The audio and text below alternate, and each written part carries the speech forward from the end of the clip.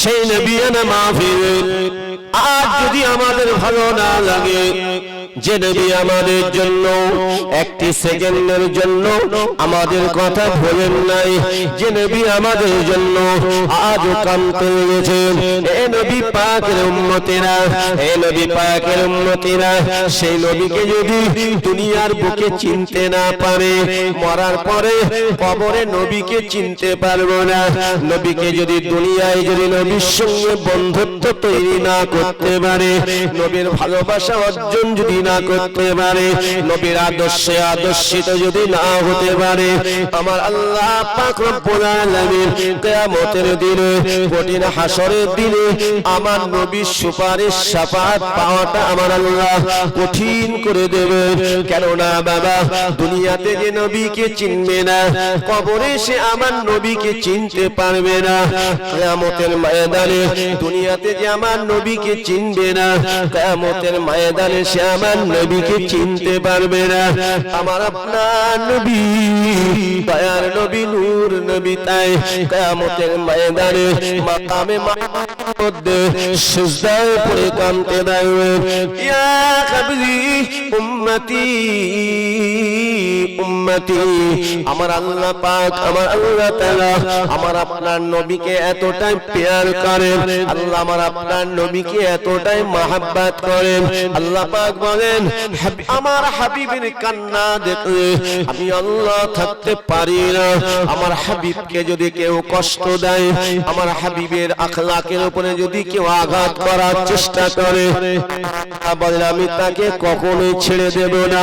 আমার আল্লাহ পাক, আল্লাহ তাআলা বলেন যে আমার হাবিবকে কষ্ট দেবে, আমি আল্লাহ পাক তাকে কখনোই ভালোবাসবো না। আমার আল্লাহ পাক রব্বুল আলামিন সেদিন তাদের জন্য নবীর সুপারিশ শাফাআত নসিব করে দেবেন, যারা পৃথিবীর জমিনে দুনিয়ার অনেক অর্থ সম্পদ, অনেক দুনিয়ার লোভনীয় জিনিস ছিল, যেগুলো গ্রহণ করলে আমার নবীর মহব্বত পাওয়া যাবে না, সেগুলো ছেড়ে দিয়ে আল্লাহ নবীকে মহব্বত করেছিলেন, নবীর আদর্শ সুন্নাতকে মেনেছিলেন, কোরআনের আদর্শে পরিপূর্ণ জীবনটাকে গঠন করেছিলেন এবং আমরা এক আল্লাহকে খুঁজে পেয়েছিলেন।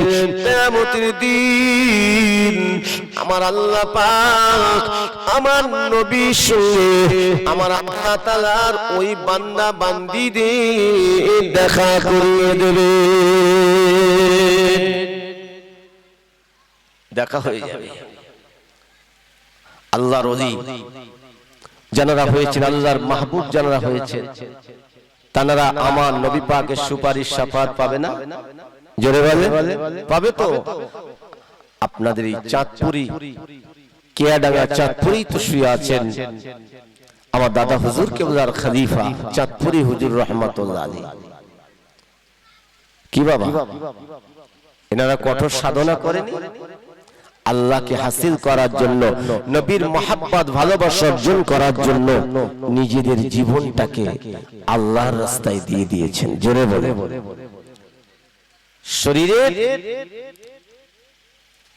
শরীরটাকে আল্লাহর রাস্তায় দিয়ে দিয়েছেন, রক্তটাকে পানি করে দিয়েছে। বসিরহাটা আল্লামা হুজুর রহমাতুল্লাহ আলাইহি তিনি আমার আল্লাহকে হাসিল করার জন্য, আমার নবীর মহব্বত ভালোবাসা অর্জন করার জন্য জীবনটাকে আল্লাহর রাস্তায় পানি করে দিয়েছেন। বুঝতে পেরেছেন? নিজের জীবনটাকে আল্লাহর রাস্তায় বিলিয়ে দিয়েছেন। জোরে বলে সুবহানাল্লাহ। আর আমরা বসে বসে আল্লাহকে খুঁজে পাবো, নবীকে পাবো বেনামাজি হয়ে, বেরোজগার হয়ে, কোরআন বাদ দিয়ে, দিন শরিয়াত বাদ দিয়ে। অত সহজ নয়। আল্লাহ পাক বলবেন, হাবিব আপনি কাঁদবেন না, যারা আপনার খাঁটি উম্মত উম্মতি হবে আমি আল্লাহ পাক তাদেরকে আপনার সামনে হাজির করিয়ে দেব, আপনার সুপারিশ শাফাত নসিব করিয়ে দেব। আমার আল্লাহ পাক রব্বুল আলামিন আমার আপনার নবীকে যখন জানিয়ে দেবেন, আমার আপনার নবী সাজদা থেকে মাথা তুলবেন। ও আমার ভাইয়েরা, তাই আমার আপনার নবীর সুপারিশ শাফাত সেদিন পেতে গেলে এই পৃথিবীর জমিনে বাবা হাক্কানি আলেম জানার তানাদের আদর্শকে ফলো করতে হবে, আল্লাহ ওয়ালাদের আদর্শে আদর্শিত হতে হবে, তাহলে নবীকে চিনতে পারবো, ঠিক কিনা? কেননা আমার নবী দয়ার নবী, রাহমাতাল লিল আলামিন নবী বলে গিয়েছেন, আল উলামা ওয়ারাসাতুল আম্বিয়া। আল্লাহ নবী বলেন, যারা হাক্কানি আলেম আমি নবী জানিয়ে দিলাম তারা হলো আমি রাসূলুল্লাহ, আমার ওয়ারিস। তোমরা তাদের অনুসরণ করলে আমি রাসূলুল্লাহর আদর্শ খুঁজে পেয়ে যাবে। ও আমার ভাইজানেরা, ও আমার মুরব্বি আব্বা জানেরা, তাই তো বসিরহাটে আল্লামা হুজুর প্রচুর পরিমাণে ইলমে জাহিরি শিক্ষা অর্জন করেছিলেন, বড় মুহাদ্দিস হয়েছিলেন, মুফাসসির হয়েছিলেন, বড় ফুকাহাবিদ হয়েছিলেন। আল্লামা হুজুর রাহমাতুল্লাহ আলাইহি তিনি আমার আল্লাহকে হাসিল করার জন্য, আমার নবী পাকের মহব্বত হাসিল করার জন্য তিনি খাঁটি উস্তাদ বললেন, খাঁটি ইলমে বাতিনি, ইলমে মারিফাত তাসাউফ শিক্ষা অর্জন করার জন্য, আল্লাহকে পাওয়ার জন্য ফুরফুরা শরীফে জমিনে চলে গিয়েছিলেন। ফুরফুরা শরীফের জমিনে গিয়ে মুজাদ্দিদ জামান কুতুবুল আলম আমির শরিয়ত আলা হযরত দাদা হুজুর পীর কেবলা রাহমাতুল্লাহ আলাইহির কাছে বায়াত গ্রহণ করেছিলেন,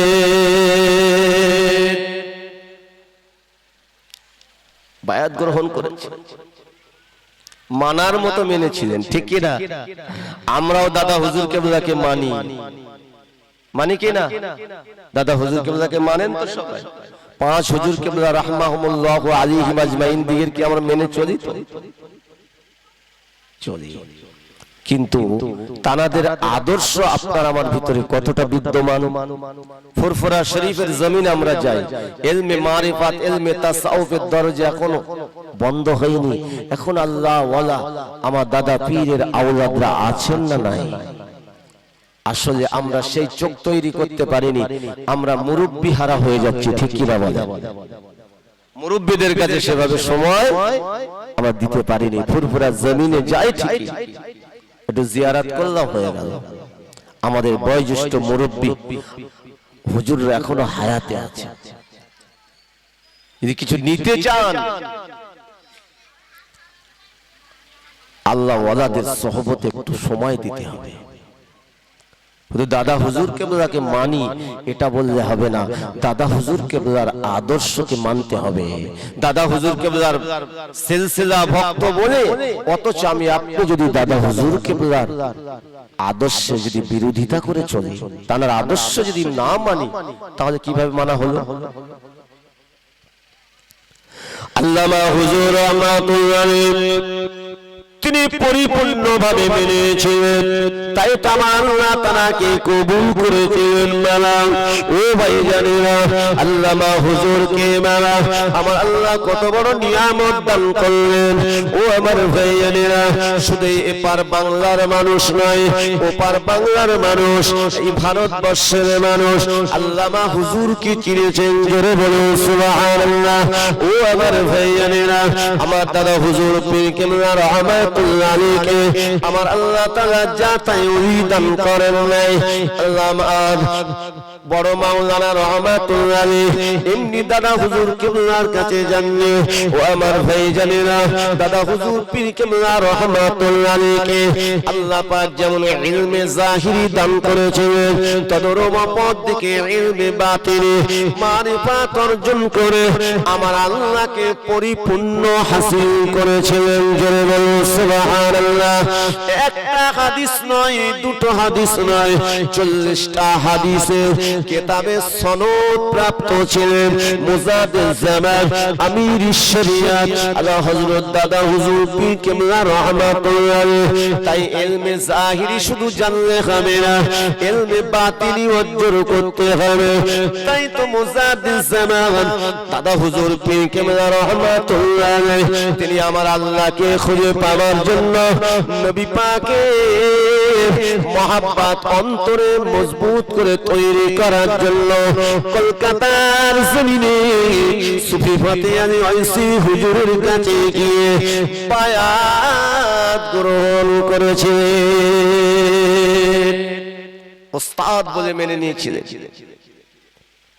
জিন্দা ওলি সুফি রসুলের নোমা ফতে আলী ওয়াইসি রহমাতুল্লাহ আলাইহির কাছে বায়াত হয়েছিলেন। আল্লামা হুজুর তিনি আমার দাদা হুজুর কেবলাকে চিনলেন। তার ইলমের কমতি ছিল বাবা, সব তো জানতেন, কোনটা পাক কোনটা না পাক জানতেন না, সব জানতেন। কিন্তু তথাপিও তিনি দাদা পীরের কাছে গিয়ে জীবনটা আল্লাহর রাস্তায় দিয়ে দিয়েছিলেন। তিনি বায়াত গ্রহণ করেছিলেন, পীরের আদেশ অনুযায়ী চলেছিলেন। আর দাদা হুজুর যেটা বলেছিলেন সেটা কোরআন সুন্নাহর ভিতরে না বাইরে ছিল? বলেন, ভিতরে ছিল। দাদা হুজুর পীর কেবলা রাহমাতুল্লাহ আলাইহি আমার আল্লাহ তারাকে শুধু ওলির দরজা দান করেন নাই, আল্লাহ পাক আমার আল্লাহ এতটাই কবুল করে নিলেন। আমার আল্লাহ জামানা মুজাদ্দিদ করেছিলেন, জামানার মুজাদ্দিদ করেছেন দাদা হুজুর পীর কেবলা রাহমাতুল্লাহ আলাইহি। আমার আল্লাহ তাআলা বাংলা আমার আল্লাহ খাস ভাবে ও আমার ভাইজানেরা খাস ভাবে আমাদের কাছে আমার আল্লাহ যুগ সংস্কারক হিসাবে আল্লাহ পাঠিয়ে দিয়েছিলেন। প্রিয় মুসলমান শুনে রেখে দিন, ও আমার ভাইজানেরা শুনে রেখে দিন বাবা, দাদা হুজুর কেবলা রাহমাতুল্লাহ আলাইহি আমার আল্লাহ যে জামানার মুজাদ্দিদ করেছেন এটাকে তিনি সহজে পেলেন না। দুনিয়ার জমিনে কত সাধনা করেছেন, তিনি আমার আল্লাহর কোরআনকে পরিপূর্ণ আঁকড়ে ধরেছিলেন, রাসূলুল্লাহর আদর্শ পরিপূর্ণ আঁকড়ে ধরেছিলেন। তাই তিনি ইলমে মারিফাত ইলমে বাতিনি তাসাউফ অর্জন করে যিনি আল্লাহকে পেয়েছেন সে রাসূলের নোমা সুফি ফতে আলী ওয়াইসি হুজুরের কাছ থেকে শিক্ষা নিয়েছিলেন। জোরে বলুন সুবহানাল্লাহ। যে সুফি ফতে আলী ওয়াইসি রাহমাতুল্লাহ আলাইহি হুজুরের যত খলিফা ছিল বাবা, সমস্ত খলিফাদের মধ্যে প্রধানতম খলিফা ছিলেন মুজাদ্দিদ জামান হযরত দাদা হুজুর পীর কেবলা। জোরে বলুন। আর দাদা হুজুর পীর কেবলা রাহমাতুল্লাহ আলাইহির যত খলিফা সমস্ত খলিফাদের মধ্যে প্রধানতম খলিফা কে? আল্লামা হযরত বড় মাওলানা রাহমাতুল্লাহ আলাইহি। জোরে বলুন সুবহানাল্লাহ। কি বাবা, আমার দাদা হুজুর কেবলার খলিফার সংখ্যা প্রচুর, ঠিক কি না বলেন? এবং খলিফা মুরিদ মুতাকিনদের সংখ্যা লক্ষ লক্ষ। জোরে বলুন সুবহানাল্লাহ। আমরাও সেই দাদা হুজুরের মতাদর্শের মানুষ। বলেন আজ আমাদের কাজ ক্রিয়াগুলো কোন দিকে চলছে? এটা নিজেরা ভাবেন, একটু চিন্তা করেন। কেননা মরে যাব, কেউ আমরা থাকবো না। দাদা পীর রাহমাতুল্লাহ আলাইহি তিনি আল্লাহর ডাকে সাড়া দিয়ে চলে গেছেন। রাসূলের নামাজ সুফি ফতে আলী তিনি আল্লাহর ডাকে সাড়া দিয়ে চলে গেছেন। আল্লামা হুজুর তিনি আল্লাহর ডাকে সাড়া দিয়ে চলে গেছেন। চাঁদপুরে হুজুর তিনি আল্লাহর ডাকে সাড়া দিয়ে চলে গেছেন। কি দুনিয়ার জমিনে কি রেখে দিয়ে গেছেন বাবা? দুনিয়ার জমিনে ও আমার ভাইজানেরা, আল্লাহর কোরআন নবীর সুন্নাতের উপরে প্রচার করে আমল করে তিনি দুনিয়া জমিন থেকে বিদায় হয়েছেন। তাদের ওসিলায় আজ আমরা দ্বীন শরিয়ত ইসলাম খুঁজে পেয়েছি, ঠিক কিনা?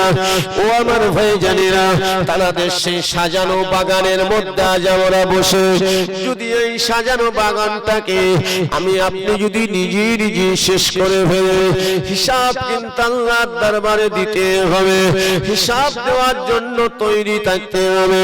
কেননা বাবা, যেমন কিনা আমার আপনার নবী দয়া নবী নূর নবী যখন পৃথিবীর জমিনে আমার আল্লাহ পাক নবীকে আখেরি পয়গম্বর করে পাঠিয়েছিলেন, আমার আল্লাহ পাক শেষ নবী করে পাঠিয়েছিলেন।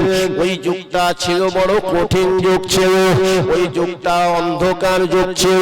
সেই যুগটাকে আমার আল্লাহ পাক আইয়ামে জাহিলিয়াতের যুগ বলে আমার আল্লাহ পাক আমার আল্লাহ তাআলা ওই কঠিন যুগে প্রিয় নবী মুহাম্মদুর রাসূলুল্লাহ সাল্লাল্লাহু আলাইহি ওয়াসাল্লামকে আমার আল্লাহ পাঠিয়ে দিয়ে ওই অন্ধকার যুগটাকে আমার আল্লাহ নবীর ওসিলায় বিশ্বের জমিনে আলোকিত করে দিয়েছিলেন। শুধু আলোকিত নয়, আমার আল্লাহ পাক আমার আপনার নবীর ওসিলায় আমার আল্লাহ কিয়ামত পর্যন্ত আল্লাহর মনোনীত ধর্ম ইসলাম, ইন্নাদ-দীনা ইনদাল্লাহিল ইসলাম, আমার আল্লাহ স্বয়ং বলেছেন আমার মনোনীত ধর্ম হলো ইসলাম। আমার ইসলাম কিয়ামত পর্যন্ত জিন্দা থাকবে। কেননা আমার আল্লাহ বলে আমার প্রিয় হাবিবের ওসিলায় আমি আমার দ্বীন ইসলামকে কমপ্লিট করেছি। শুধু তাই নয়, আল্লাহ বলেন আমার হাবিবের কাছে আমি কোরআন কমপ্লিট পাঠিয়েছি, আমার এই কোরআন কিয়ামত পর্যন্ত জিন্দা থাকবে। জোরে বলুন সুবহানাল্লাহ। বলেন আমার নবী দয়ার নবী রহমাতাল লিল আলামিন নবী, তিনি যখন দুনিয়ার বুক থেকে ইন্তেকাল হয়ে গেছিলেন, আমার আপনার নবী দয়ার নবী সাহাবীদেরকে শেষ কথা আমার নবী বলে গেছিলেন। সাহাবীরা আমার নবী পাক সাল্লাল্লাহু আলাইহি সাল্লামের একটা কথাকে অমান্য করেছিলেন। এদিক খেয়াল করুন, একটা কথা অমান্য করেছিলেন? করেননি। আল্লাহ রাসূল যখন দুনিয়ার বুক থেকে বিদায় হয়ে চলে যাচ্ছেন, আমার নবী অসুস্থ, শেষ দেখা সাক্ষাৎ সাহাবীদের সঙ্গে করলেন। আমার নবীর নূরানী চেহারার দিকে তাকিয়ে রোনাজারি করে কাঁদছেন। কারা? সাহাবীগণেরা। কেন? নবীর মহাব্বতে ঘর ছেড়ে, ব্যবসা বাণিজ্য সবকিছু ছেড়ে দিয়ে, এমনকি নিজের মাতৃভূমি পর্যন্ত ছেড়ে দিয়ে আল্লাহ রাসূলের ভালোবাসায় আল্লাহর মনোনীত ধর্ম ইসলামকে তারা গ্রহণ করেছিলেন। জোরে বলে সব ছেড়ে দিলেন। সেই নবী চলে যাবেন, কত কষ্ট। সাহাবীরা যখন কোনছেন, আল্লাহ নবী বলেছিলেন মদিনার জমিনে, মদিনার মসজিদ নববীতে আল্লাহ নবী শেষ নসিহত করেছিলেন, এ আমার সাহাবীরা তোমরা কেঁদো না, কেঁদো না, কেঁদো না। আল্লাহ পাক পৃথিবীর জমিনে আমার আল্লাহ পাক সকলকে আমার আল্লাহ ডেকে নেবেন। আল্লাহ পাক যার জীবন দিয়েছেন আমার আল্লাহ পাক পৃথিবীর জমিন থেকে ডেকে নেবেন। আমি রাসূলুল্লাহ আমার মৃত্যুর পেয়ালা চাইতে হবে, তোমাদেরও মৃত্যুর পেয়ালা চাইতে হবে। কেঁদো না বাবা, তোমরা কেঁদো না। তবে আমি রাসূলুল্লাহ তোমাদেরকে জানিয়ে দিয়ে গেলাম, পৃথিবীর জমিনটা হলো ইবাদতের জায়গা, পৃথিবীর জমিনটা হলো আখিরাতের বাগান ছাড়া অন্য কিছু নয়। আখিরাতটা হলো চিরস্থায়ী জায়গা, আখিরাতটা হলো চিরস্থায়ী জায়গা। এ আমার সাহাবীরা, তাই আমি নবী তোমাদের কাছে রেখে দিয়ে চলে যাচ্ছে আল্লাহ পাকের মহাগ্রন্থ কোরআন শরীফ, যে কোরআনটাকে আল্লাহ পাক কমপ্লিট ভাবে আমার কাছে নাজিল করেছে। সেই কমপ্লিট কোরআনটাকে আমি নবী তোমাদের কাছে রেখে দিয়ে গেলাম, আমার উম্মত উম্মতীদের কাছে রেখে দিয়ে গেলাম।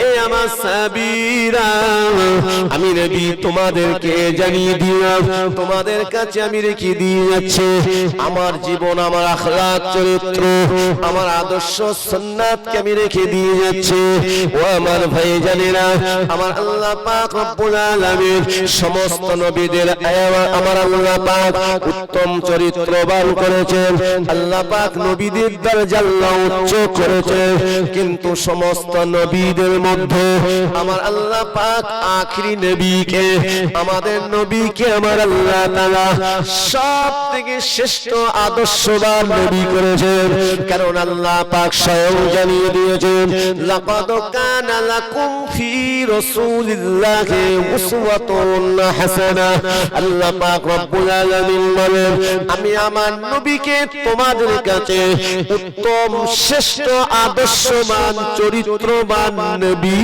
করে পাঠিয়েছি জোরে বলুন আমার আপনার নবীর ভিতরে যারা পরিমাণ কোনো মিথ্যা ছিল না ধোঁকা ছিল না নবীর ভিতরে আমার আপনার নবীর ভিতরে আমার আল্লাহ পাক আল্লাহ তাআলা এত মায়া এত দয়া এত সবর দিয়ে পাঠিয়েছে যে নবী দয়া নবী নূর নবী আমার কোনদিন কারোর বিরুদ্ধে আল্লাহর কাছে বদদোয়া করেন না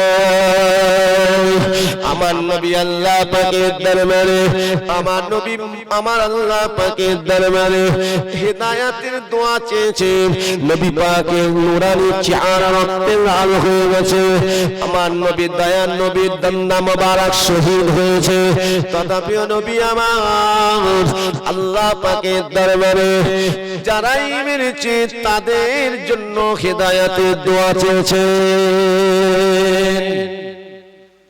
আমরা সেই নবীর উম্মত আমার নবী সাহাবীদের বলেছিলেন শোনো সাহাবীরা তোমরা এই দুটো জিনিস ধরে রাখবে আমি নবী জানিয়ে দিলাম কিয়ামতের দিন হাসরের ময়দানে আমি তোমাদের সঙ্গে করে নিয়ে একসাথে আল্লাহর দয়ার জান্নাতে চলে যাব জোরে হবে না সাহাবীরা তারা কেমন আমার নবী তাদের সম্পর্কে বর্ণনা দিয়ে চলে গেছে ঠিক কি না বলে আল্লাহ রাসূল বলেছেন আসহাবুকান নুজুম আমার একটি সাহাবী হলো আকাশের তারকা নক্ষত্রের ন্যায় একটু জোরে হবে না আকাশের তারকা নক্ষত্রের ন্যায় আমার নবী বলে গিয়েছেন আমার ইন্তেকালের পরে তোমরা আমার যে সাহাবীর অনুসরণ করবে আমি রাসূলুল্লাহ আমার অনুসরণ করা হয়ে যাবে